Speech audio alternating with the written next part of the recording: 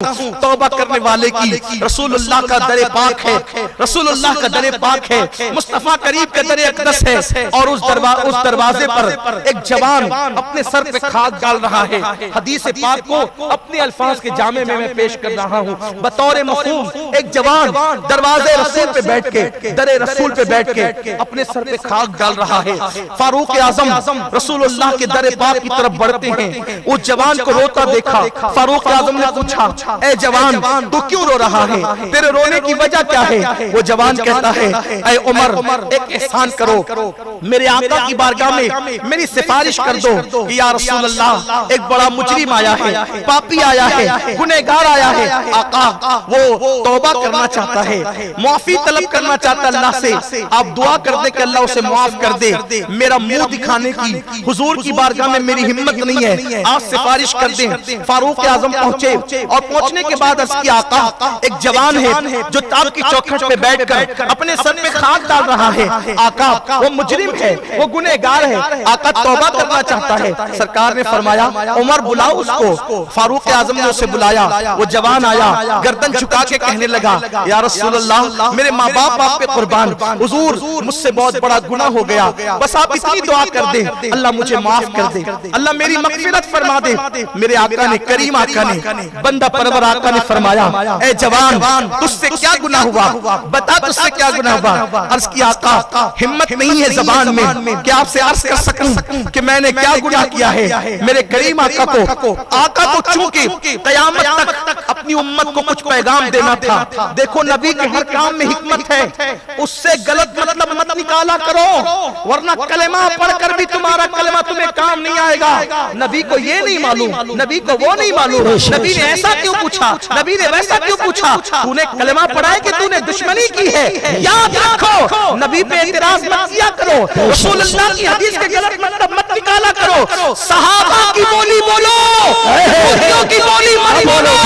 यहूदी बोलते थे, मुनाफिक बोलते थे, इन्हें क्या मालूम है, इन्हें तो कोई खबर नहीं है, हम इनका मजाक उड़ाते हैं। ये मुनाफिकीन और यहूदी की बोली थी और सहाबा की बोली ये थी। वल्लाहु व रसूलुहु आलम, अल्लाह सब जानता है और उसकी अताअत का रसूल जानता है। ये बोली बोला करो, ये बोली बोला करो, यहूदियों की बोली ना बोला करो, वरना तबाह हो जाओगे। तो मैं अर्ज़ कर रहा था, हुजूर को पैगाम देना था क़यामत तक उम्मत के लिए। तो मेरे करीम आका ने, क्योंकि पूछना कभी कभी किसी को पैगाम के लिए होता है, न पूछा जाए तो पता कैसे चलता। अगर आका कह देते जा मैंने तेरी दुआ की, अल्लाह माफ कर देगा, फिर ये उन्वान कैसे बनता किसी तकरीर का, किसी किताब में ये तहरीर कैसे आती। एक आया माफी मांगा, माफ हो गया, क्यों माफ हुआ, क्या हुआ, कुछ भी नहीं। क़यामत तक उम्मत को हौसला देना था, हिम्मत देनी थी, बुलाना था, रहमतुल लिल आलमीन को अल्लाह की रहमतें दिखानी थी। हुजूर ने पूछा, क्या हुआ तुझसे, बता। हुजूर हिम्मत नहीं है, क्या बताऊं। करीम आका ने कहा, बताना क्या किया तूने। हुजूर मेरा गुनाह बहुत बड़ा है, बस इतना। मेरे करीम आका ने अपने अंदाज में पूछा, मफ़हूम हदीस, क्या तेरा गुनाह आसमानों से बड़ा है? हाँ या रसूल अल्लाह मेरा गुनाह आसमानों से बड़ा है। क्या तेरा गुनाह जमीन से भी बड़ा, रेगजारों से भी बड़ा? जी आका मेरा गुनाह रेगजारों से भी बड़ा। क्या तेरा गुनाह समंदर के झाग से भी बड़ा? जी या रसूल अल्लाह समंदर के झाग से भी बड़ा मेरा गुनाह है। मेरे करीम आका ने फरमाया, क्या तेरा गुनाह अल्लाह की रहमत से भी बड़ा है? क्या तेरा गुनाह अल्लाह की रहमत से भी बड़ा है? वो गर्दन झुका के रोने लगा, क्योंकि पता था, मुसलमान मालूम था कि खुदा की रहमत बहुत बड़ी, उसकी रहमतों का अंदाजा कोई नहीं कर सकता।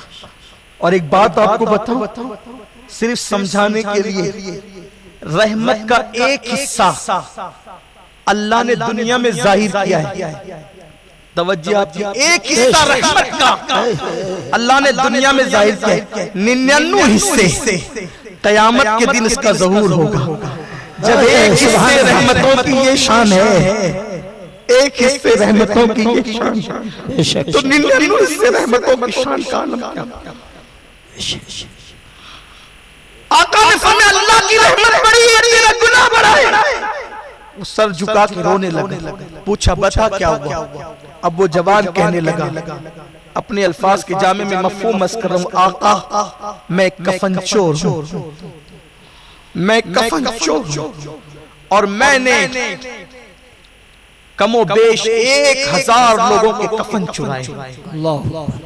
अब शायद ये गुनाह दुनिया में नहीं होता होगा, मेरा हुस्न ज़न ये कहता है कि अब कोई कफन नहीं चुराता। कफन लोग क्यों चुराते थे? उस जमाने में कपड़े बड़े कम बनते थे, हाथों से बुने जाते थे कपड़े, इसलिए लोग कफन भी चुरा लेते थे। अब कोई नहीं चुराता होगा कफन। मैंने 1000 मुर्दों के कफन चुराए, उनको नंगा किया। 999 कफन चुराए थे, लेकिन जब 1000वां कफन चुराने के लिए गया तो एक हादसा हो गया। चोरी पर भी एक बड़ा जुर्म।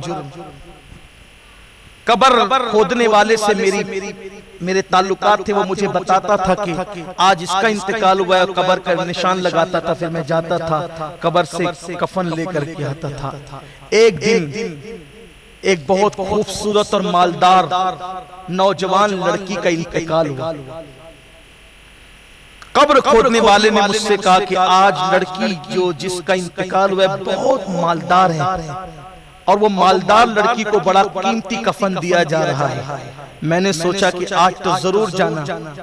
रात के वक्त जब कब्रिस्तान में सन्नाटा था, उस सन्नाटे की हालत में मैं कब्रों के अंदर कब्रिस्तान में दाखिल हुआ। मेरा ज़ौक़ कहता है कि वो चांद की दूधिया रोशनी, कब्रिस्तान का सन्नाटा, जब वो दबे पैर कब्रिस्तान में दाखिल हुआ तो उसने कब्र से मिट्टी हटाई, कब्र में दाखिल हुआ और जल्दी जल्दी उसने कफन निकाला। कफन निकालने के बाद जब वो लपेट कर जाने लगा तो चांद की दूधिया रोशनी उस लड़की के बगैर कफन वाले जिस्म पर पड़ रही थी।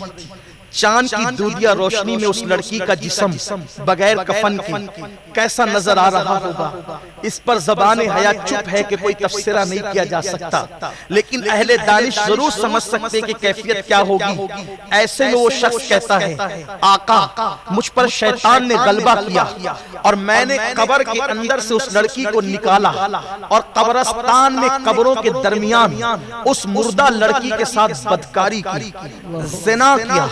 अल अयाज़ु बिल्लाह, जिंदा के साथ जिना करने का जो वबाल है, फरमाया गया जिना करने वाला अगर 7 समुंदरों के पानी से नहा ले तब भी उसका बातिन कभी पाक नहीं हो सकता। 7 समुंदरों का पानी भी उसके बातिन को, उसके अंदरून को, उसके दिल को जो उस पे गुनाह का धब्बा लग गया पाक नहीं कर सकता। और जिना करने के बाद जब जानी गुस्ल करता है तो जितने गुस्ल के कतरे टपकते हैं, हर कतरे से शैतान पैदा किए जाते हैं और वो शैतान क़यामत तक के पाप करते रहेंगे, जराइम करते रहेंगे और उसका गुनाह उसके नामे अमाल में लिखा जाएगा। जिसके जिना के गुस्ल से वो शैतान पैदा हुए हैं। और सुन लो, जो जिना करे और तौबा न करे उसके जिना का वबाल क़यामत तक उसके बच्चों को मिलता रहेगा, उसके नस्लों को मिलता रहेगा। इसी को कहते हैं लम्हों के गुनाहों ने सदियों की सजा पाई।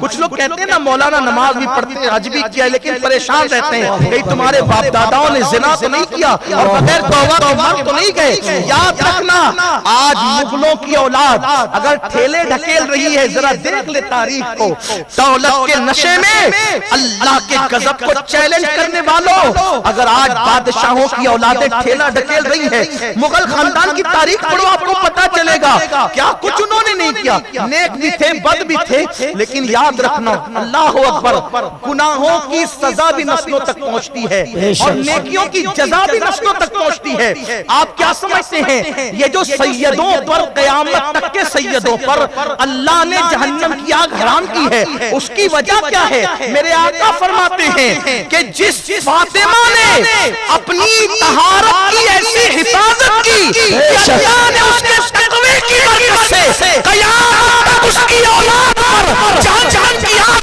हराम फरमा दिया। सुभान अल्लाह, सुभान अल्लाह। एक मां का तक़वा क़यामत तक सज्जदों को काम आ रहा है। जैसा तकवा होगा वैसे उसकी बरकत होगी। किसी के तकवे की बरकत चंद नस्लों तक होगी, किसी की तकवे की बरकत चंद पुश्तों तक होगी। कुरान कहता उठाकर देखें कि हज़रत मूसा व खिज़र अलैहिस्सलाम ने जो यतीमों की दीवार तामीर की थी, यही तो कहा था कि उसका बाप नेक था। 10 पुश्तों ऊपर नेक था, किसी ने 17 पुश्तों ऊपर लिखा नेक था। ये नेकी की बरकतें मिलती रहती है। जवानी के गुरूर में, दौलत के नशे में, घमंड में गुनाह करने वालों, लम्हे के लिए गुनाह करोगे, नस्लें बर्बाद होंगी। इसलिए तौबा कर लो तो वालों को बख्शा जाएगा, तौबा करने वालों को माफी मिलेगी। वो जवान कहता है आका, मैंने उस मुर्दा लड़की के साथ कब्रिस्तान में ज़िना और बदी की। जब मैं उससे बदी कर चुका तो वो लड़की खड़ी हो गई उठकर, और उसने कहा अल्लाह तुझे तबाह करे, तुझे बर्बाद करे, अल्लाह तुझे कभी माफ न करे। तूने मुझे नापाक कर दिया, मैं इन मुर्दों के दरमियान क्या मुंह लेकर के रहूंगी। मैं भागा। फिर उसके बाद वो लड़की मुझे नहीं दिखती है, लेकिन मेरी कानों में अब तक उसकी आवाजें आती हैं। मैं बेचैन हूं, न दिन को चैन न रात को चैन, चैन ही नहीं है, सुकून ही नहीं है। आका मैं तौबा करना चाहता, हुजूर सिफारिश करें, अल्लाह मुझे माफ करे। कहते हैं जो जितना बड़ा आलिम होगा वो उतना अल्लाह से डरने वाला होगा। बेशक बड़े मदरसे का सर्टिफिकेट बड़ा आलिम नहीं बनाता। अल्लाह की जितनी ज्यादा खशियत आपके दिल में होगी उतना बड़ा आलिम आप कहलाएंगे। इन्नमा यख्शल्लाह मिन इबादिहिल उलमा, और अल्लाह के नबी से बढ़कर कायनात में कोई आलिम नहीं, वो सबसे बड़े आलिम है कायनात के, मौलिम कायनात, मौलिम इंसानियत है वो। इसलिए वो जितना अल्लाह से डरते हैं उनसे ज्यादा कोई अल्लाह से नहीं डरता। तो जब उसने कहा कि उस लड़की के साथ मैंने बदी की, तो हुजूर पर खौफ की कैफियत, अल्लाह की खशियत की कैफियत गालिब हुई। हुजूर के दिल में अल्लाह का इतना खौफ था। उम्मुल मोमिनीन हज़रत आयशा सिद्दीका फरमाती हैं कि जब मेरे आका नमाज पढ़ाते थे तो तीसरी चौथी सफ तक हुजूर के दिल की धक धक करने की आवाज़ें। मैंने पूछा आका, ये आवाज आपके सीने से जो नमाज की हालत में निकलती है ये क्या है? फरमाते आयशा तुझे नहीं पता कि मैं कितनी बड़ी बारगाह में खड़े रहता हूँ, अल्लाह के खौफ से वो आवाज निकलती है जो तुम सुनती हो। काश हमारी नमाजों का भी कुछ क्या ठिकाना, क्या हाल। मोबाइल के तसव्वुर में, बीवी बच्चों के तसव्वुर में, दुनिया के तसव्वुर में पूरी पूरी नमाज हो जाती, जिस्म खुजाते खुजाते पूरी पूरी नमाज हो जाती। तो जितना खौफ होगा उतनी इज्जत है। बल्कि मेरे आका ने तो यहाँ तक फरमाया, जो रातों को अपने गुनाहों को याद करके तन्हाई में रोता है, अल्लाह उन बंदों को बेहिसाब जन्नत में दाखिल करेगा, उससे हिसाब नहीं लिया जाएगा। तो आका अलैहिस्सलाम पे अल्लाह का खौफ गालिब आया। हुजूर अलैहिस्सलाम ने, ए जवान तूने क्या किया? ए जवान तूने क्या किया? जल्दी से दूर हट, अल्लाह मुझे डर लगता है तेरी वजह से कहीं आग न बरसे, जल्दी से यहाँ से निकल, कहीं आग न बरसे। वो चला गया और रोता रहा। तलब में सच्चा था, तड़प में सच्चा था, सच्ची तौबा करने आया था। हमारी तरह ड्रामेबाजी वहां न थी, बहुत सच्ची तौबा करने आया था। जंगल में गया खाक डाल करके, 1 दिन 2 दिन 3 दिन तौबा तौबा तौबा। एक दिन ऐसा आया जब 40 दिन रोते रोते गुजर गए। 40 दिन रोते रोते गुजर गए तो आसमान की तरफ देख कर कहता है, ए अल्लाह मेरा गुनाह तेरी रहमत से बड़ा तो नहीं, मेरा गुनाह तेरी रहमत। हुजूर ही ने ये बात की, ये तसव्वुर तो हुजूर ने किया सल्लल्लाहु अलैहि वसल्लम। मेरा गुनाह तेरी रहमत से बड़ा तो नहीं, और अगर मेरा गुनाह तेरी रहमत से बड़ा हो गया है तो फिर मुझे इतना बड़ा अज़ाब दे कि तूने किसी को नहीं दिया, न मुझसे पहले किसी को दिया, न मेरे बाद किसी को मत देना। इतना बड़ा अज़ाब दे अगर मेरा गुनाह तेरी रहमत से बड़ा हो गया। और ऐसा नहीं है और हरगिज़ नहीं है, बेशक तेरी रहमत ही बड़ी है। तो अपने महबूब को बता दे कि तूने मुझे माफ कर दिया। सुभान अल्लाह। अगर मेरा गुनाह तेरी रहमत से बड़ा नहीं है और हरगिज़ नहीं है और यकीनन नहीं है, तो तुम अपने महबूब को बता दे कि तूने मुझे बख्श दिया। इधर उसके ये जुमले निकलने थे, उधर बुलबुले सिदरा मेरे आका की बारगाह में हाजिर हुए और अर्ज किया, या रसूल अल्लाह, अल्लाह आपको सलाम कहता है और फरमाता है कि अल्लाह ने उस कफन चोर को बख्श दिया। अल्लाह ने उस कफन चोर को बख्श दिया है। हुजूर अलैहिस्सलाम की खुशी में आंसू निकल गए। फरमाया वो कफन चोर बख्शा गया, जिब्रील वो कफन चोर बख्शा गया। हाँ कहा बख्श दिया गया, वो बख्शा गया। हाँ वो बख्श दिया गया। और सिर्फ वही नहीं बख्शा गया, सिर्फ वही नहीं बख्शा गया, अल्लाह ने आपकी खातिर आपसे वादा किया है, अगर आपका कोई उम्मती उससे बड़ा भी गुनाह करे और सच्ची तौबा कर ले तो अल्लाह अपनी उस उम्मती को भी बख्श दे। आओ मेरी कौम के जवानों, मुझे यकीन है कि इस मजमे में शायद कोई ऐसा गुनहगार तो नहीं होगा जो गुनाह उसने किया। जब अल्लाह उसको बख्श दे रहा है, उसकी बख्शिश हो रही है, हमारी भी बख्शिश होगी। तौबा कर लो, पलट जाओ, हालात बदल जाएंगे, दुनिया में इंकलाब आएगा, सताने वाले गुलामी पे मजबूर हो जाएंगे। रातों को कुछ टाइम निकाल कर अल्लाह की बारगाह में रो लिया करें अपने गुनाहों पर, बिस्तर पे जाने से पहले तौबा कर लिया करें। और याद रखना, सफर में रहो, घर में रहो, कहीं रहो, कभी जिंदगी में नमाज मत छोड़ना, नमाज की पाबंदी करते रहना, इसलिए कि कयामत के दिन सबसे पहले नमाज के बारे में पूछा जाएगा। नमाज में कभी सुस्ती मत करना। अगर अल्लाह रसूल से ताल्लुक बढ़ाना है, सजदे को लाजिम पकड़ो। अल्लाह से ताल्लुक बढ़ाना है, सजदे को लाजिम पकड़ो। रसूलुल्लाह से ताल्लुक बढ़ाना है, दुरूद शरीफ को लाजिम पकड़ो। उस वक्त तक सोया मत करो जब तक हुजूर पे दुरूद न पढ़ लिया करो। कम से कम 313 मर्तबा हुजूर पे दुरूद पढ़ने की आदत बनाओ, सल्लल्लाहु अलैहि व आलिहि वसल्लम। ये सबसे मुख्तसर दुरूद शरीफ है। जो 313 मर्तबा दुरूद शरीफ पढ़ के सोएगा, वो मरने से पहले पहले अपना ठिकाना जन्नत में जरूर देखेगा, और वो मरने से पहले पहले आकाए करीम सल्लल्लाहु अलैहि वसल्लम का दीदार जरूर करेगा। इसलिए मेरी गुजारिश है, दुरूद पढ़कर सोने की आदत बनाएं, नमाजों की पाबंदी करें। अल्लाह सबसे पहले मुझे आप सबको तौफीक अता फरमाए।